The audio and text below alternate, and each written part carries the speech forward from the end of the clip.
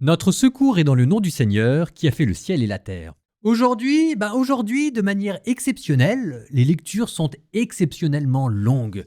Et après avoir retourné le problème dans tous les sens, je vous jure, j'en suis venu à la conclusion que c'était le meilleur que je pouvais faire pour vous. Dans Actes, je pourrais même pas mettre de psaume à la fin et même pas de commentaire non plus. Ceci dit, les deux chapitres se lisent très bien. Donc, pas de panique, je sais que vous aimez mes commentaires, mais là, voilà, moi aussi je vous aime, ça va bien se passer, vous inquiétez pas. Un tout petit mot. On était avec Élie, maintenant on revient au roi Akab. À l'issue d'une guerre présentée pour le coup de manière assez juste, Akab refuse de tuer le roi araméen.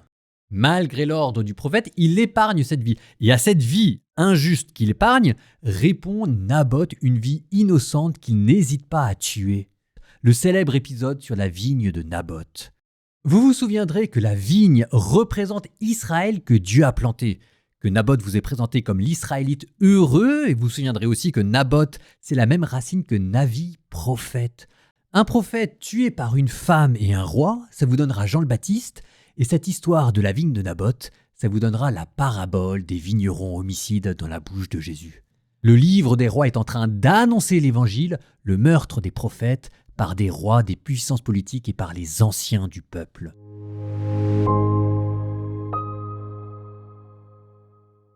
Ben-Hadad, roi d'Aram, réunit toute son armée. Il avait avec lui 32 rois, des chevaux et des chars. Il monta assiéger Samarie et l'attaqua.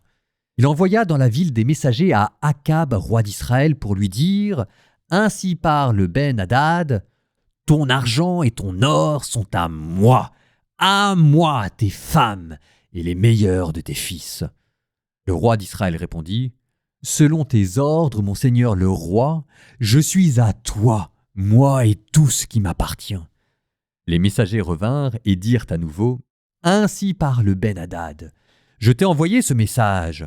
Ton argent, ton or, tes femmes et tes fils, tu me les donneras. Eh bien, demain à la même heure, je t'enverrai mes serviteurs. Ils fouilleront ta maison et les maisons de tes serviteurs. Ils mettront la main sur tout ce qui réjouit tes yeux et ils l'emporteront. » Le roi d'Israël convoqua tous les anciens du pays et dit « Reconnaissez-le. Vous voyez bien que cet homme nous veut du mal. Quand il m'a réclamé mes femmes et mes fils, mon argent et mon or, je ne lui ai rien refusé. » Tous les anciens et tout le peuple lui dirent « Ne l'écoute pas, n'accepte pas. » Il répondit aux messagers de Ben-Hadad « Dites à mon seigneur le roi, tout ce que tu as fait demander à ton serviteur la première fois, je le ferai. Mais cette exigence, je ne peux la satisfaire. » Les messagers s'en allèrent et rapportèrent au roi la réponse. Ben-Hadad lui envoya dire « Que les dieux amènent le malheur sur moi et pire encore, s'il reste à Samarie assez de poussière pour que tous les gens qui me suivent en aient une poignée. » Le roi d'Israël lui fit répondre « Dites-lui, celui qui boucle son ceinturon, qu'il ne crie pas victoire comme celui qui le détache. » Quand il entendit cette parole, Ben-Hadad, qui était en train de boire avec les rois sous les tentes, dit à ses serviteurs « À vos postes !» Et ils prirent position contre la ville.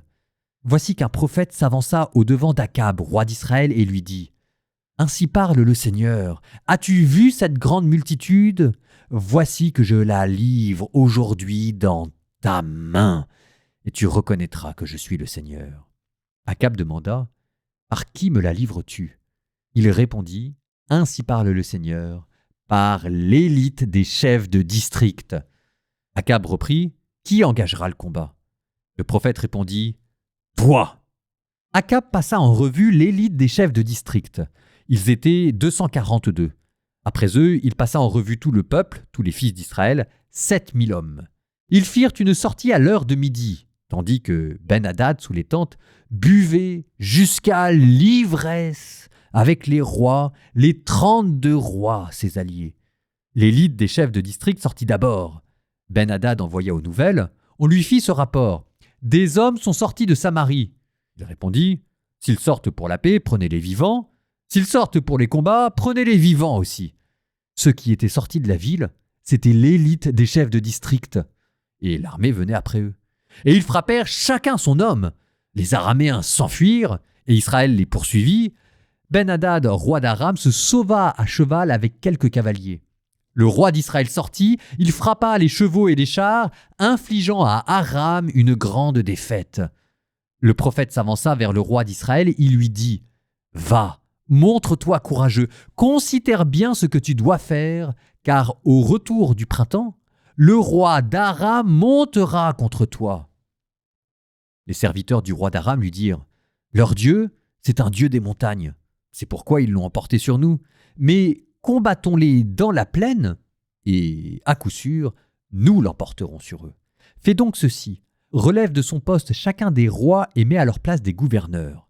Pour toi, recrute une armée aussi puissante que celle qui est tombée à tes côtés. Cheval pour cheval et char pour char, et livrons-leur bataille dans la plaine.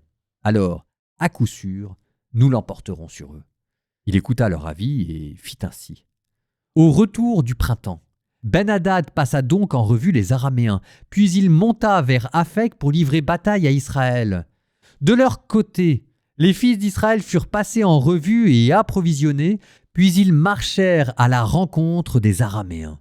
Les fils d'Israël campèrent en face d'eux, disposés comme deux petits troupeaux de chèvres, alors que les Araméens remplissaient le pays.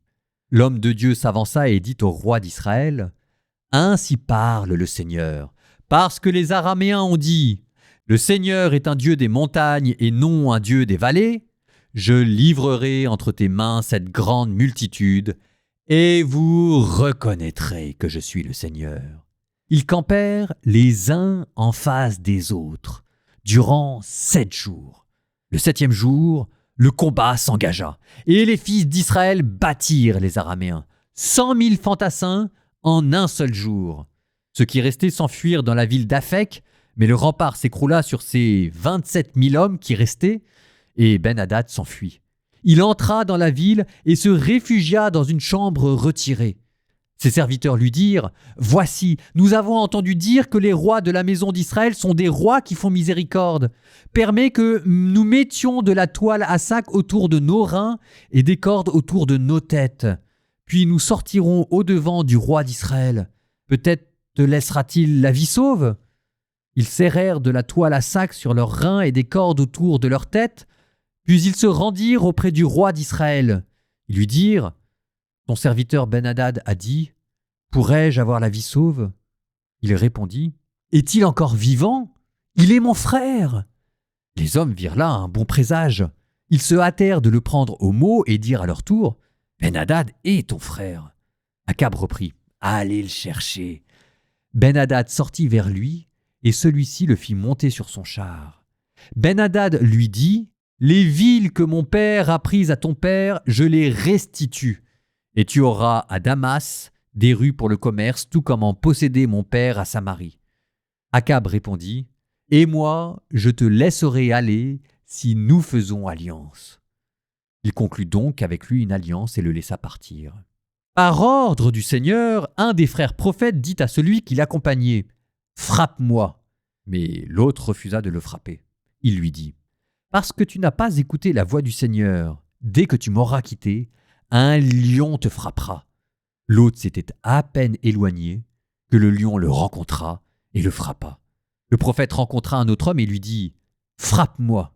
L'autre le frappa et le blessa. Le prophète alla se poster, guettant le roi sur le chemin.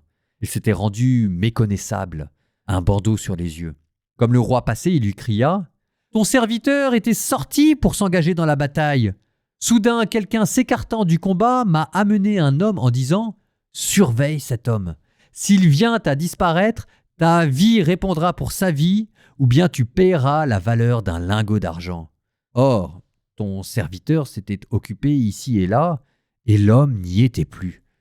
Le roi d'Israël lui dit « Voilà ta sentence, tu l'as rendue toi-même. » Aussitôt l'homme enleva de ses yeux le bandeau, et le roi d'Israël s'aperçut que c'était un des prophètes. Celui-ci lui dit « Ainsi parle le Seigneur, parce que tu as laissé échapper de ta main l'homme que j'avais voué à l'anathème, ta vie répondra pour sa vie, et ton peuple pour son peuple. » Puis le roi d'Israël s'en retourna chez lui, sombre et irrité. Il rentra à Samarie.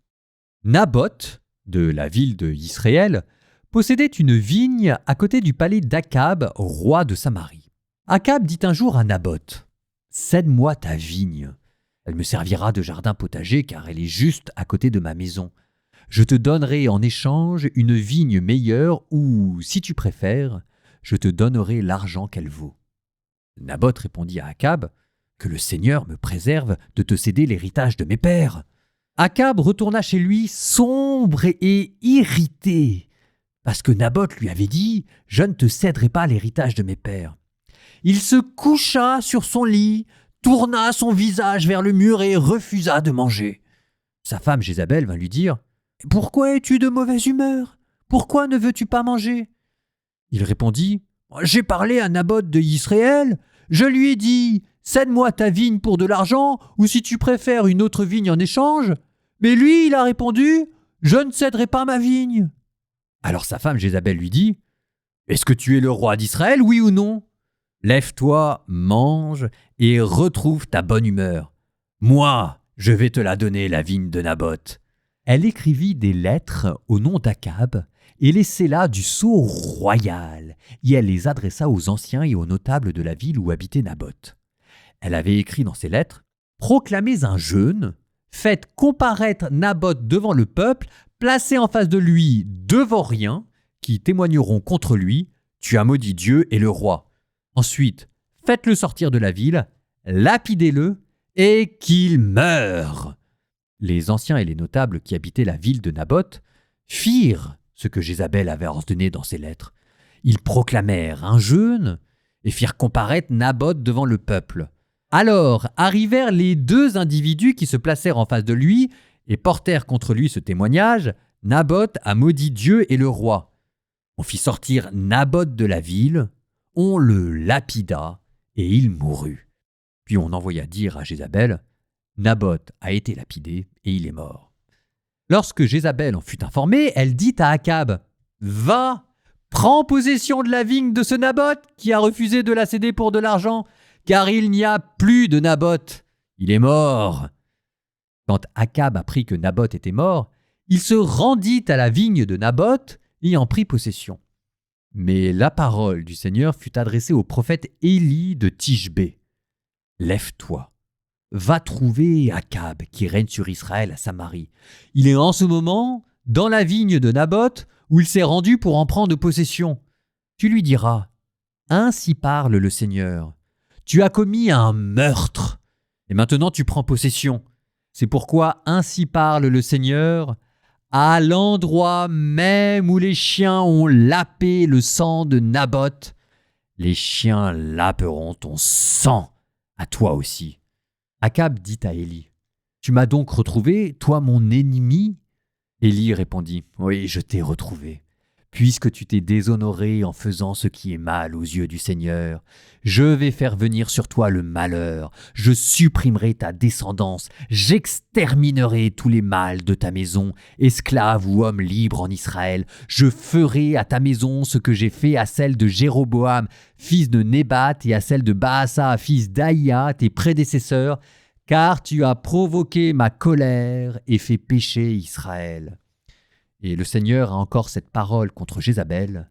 « Les chiens dévoreront Jézabel sous les murs de la ville de Israël. » Celui de la maison d'Akab qui mourra dans la ville sera dévoré par les chiens.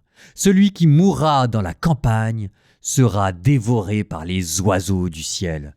On n'a jamais vu personne se déshonorer comme Akab, en faisant comme lui ce qui est mal aux yeux du Seigneur sous l'influence de sa femme Jézabel. Il s'est conduit d'une manière abominable, en s'attachant aux idoles, comme faisaient les Amorites que le Seigneur avait chassés devant les Israélites. Quand Akab entendit les paroles prononcées par Élie, il déchira ses habits, se couvrit le corps d'une toile à sac, un vêtement de pénitence, et il jeûnait. Il gardait la toile à sac pour dormir, et il marchait lentement. Alors la parole du Seigneur fut adressée à Élie. « Tu vois comme Akab s'est humilié devant moi. Puisqu'il s'est humilié devant moi, je ne ferai pas venir le malheur de son vivant. C'est sous le règne de son fils que je ferai venir le malheur sur sa maison. »